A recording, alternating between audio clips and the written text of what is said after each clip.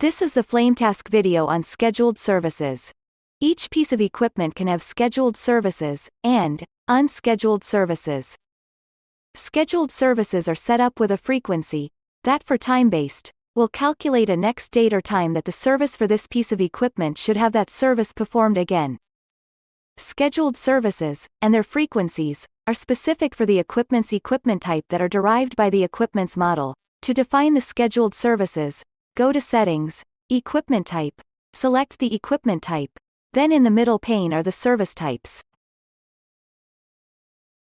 Toggle, if it is an inspection, or off if it is a service, such as a hydrostatic test. Perform on scan means when the equipment's barcode is scanned, automatically performs the inspection and advances this date by the frequency for the equipment. Select the frequency type and frequency. In this case it is 12 months. If you were to click on this X to delete the time condition and there were no other conditions like meter conditions, you then make this into an unscheduled service. Unscheduled services will be discussed in another video.